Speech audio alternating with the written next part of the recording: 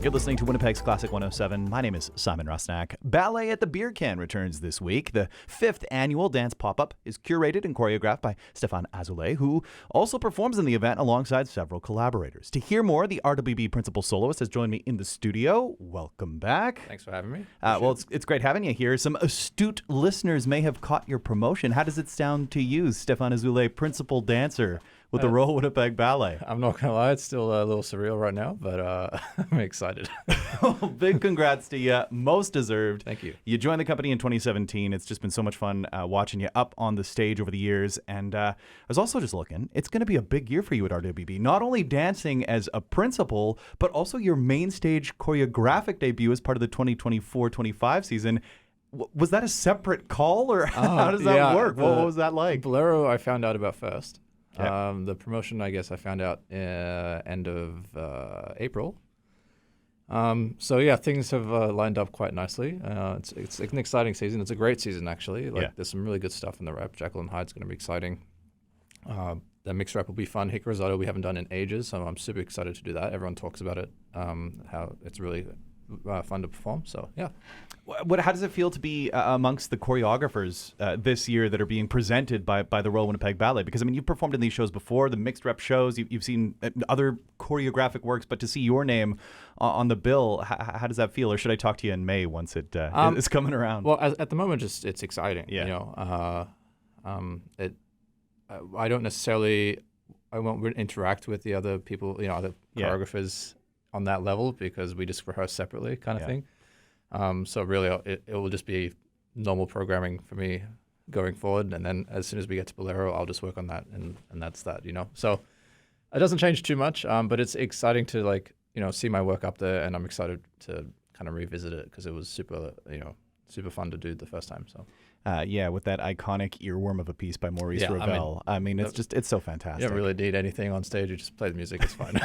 But I'm sure what you've produced on stage is going to be very well received by the Winnipeg audience. Yes. So we'll have you back on May next year to talk more about it. But in the meantime, we get to see you up on stage this week, a work, a pop-up that features you both as dancer and choreographer. In its 5th year, can you tell us more about this dance pop-up? What inspired you to start this in the first place? Yeah, so... basically, it was kind of a series of events because of COVID. Yeah. At the time when COVID started, we all kind of went virtual. There was no live dance. Well, there was barely any live performances in general, but definitely no live dance in not just Winnipeg, but like the whole planet. So I got a little fed up with the reality of things, and I was thinking, how could I make, performance is a thing that was still safe and according to all the guidelines and at the time. And I was spending a lot of time at Beer Can, and at the time it was the first location, and I think it was Brad Kahn, one of the owners there, was just saying, you should just do a performance here. Mm-hmm.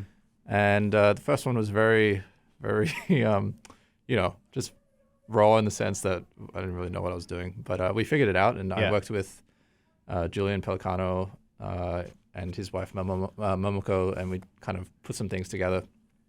And then, we just kept on doing it. And it's always fun. I try to collaborate, with, musicians and stuff like that. We had one year that went really well. We didn't make much money that one, but it was really fun. It was Rob Nags, who's again playing this year. He's a friend of mine, a cellist, and Jamie Delow, and then Yosuke Mino choreographed a piece on me and Jamie, and then we had a throat singer, Nikki. Julian was involved, Momoko was involved, and then Cuban Links was involved. They're like a Latin male dance group. Mm-hmm. And it was just really fun. Yeah. This has to just be a wonderful creative outlet for you, right? I mean, more than anything, it's just that opportunity to take over a stage and kind of bring a whole bunch of pals together and showcase what you love doing, right? Yeah, for me, honestly, it's the most important thing about it is that we're bringing dance to a non-traditional space, and it's really hard to do that in the sense that logistically it's a nightmare, whether it's the floor or the sound or whatever, for example, at Beer Can, there's like the kind of awning, so I can barely put my hands up without hitting lights. So that affects jumping. Exactly. Yeah. So that affects a lot just from a choreography standpoint, So But I'm happy to do those sort of things because it's super important to make dance more accessible, and especially for the younger audience. That's a thing that not just the ballet but the arts struggle with. Yeah. So I think it's I mean, we're not reinventing the wheel choreographically at Big Can, but it is cool to see something in that setting, and there's live music, and it's for $25. I haven't really raised the prices up since we started, so.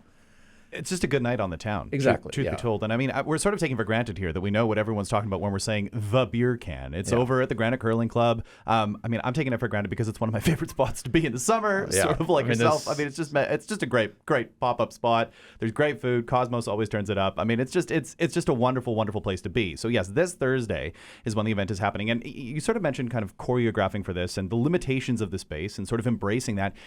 Do you choreograph then specifically for this stage, or is it things that you've sort of been workshopping and thinking about the last little while and it serves more as this opportunity to showcase them for the first time? It's a bit of both. I mean, sometimes I will just start from scratch, and sometimes I'll repurpose something that I've done before. So like this time I recently did a thing for Festival with Rihanna and 6 dancers from the Ballet.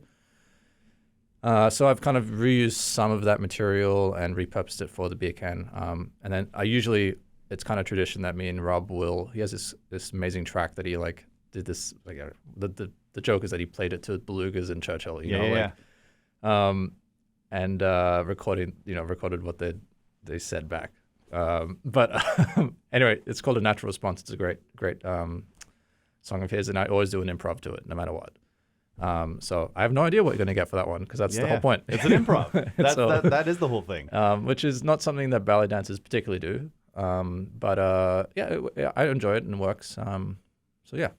We also know that this spring has been wet or windy or both. Yeah. And it is an outdoor event. Like, just out of curiosity, is it a rain or shine, or can you not really dance in the rain? If it's raining, we don't do it. Yeah, of course. We've historically it's always worked out. Yeah. But I mean, if it looks fine right now, but if it does, rain, then basically everyone will have the option to either get their ticket refunded or we'll reschedule, so. We've got all the ticket details up at classic107.com under the events tab. Dance pop-up at the Beer Can. The sort of brainchild of Stephan Azulay, who is a principal dancer with the Royal Winnipeg Ballet. Again, details at classic107.com under the events tab. Stephan, thanks for swinging by the studio today and telling us a little bit more about it. My pleasure. Yeah, I hope to see everyone there.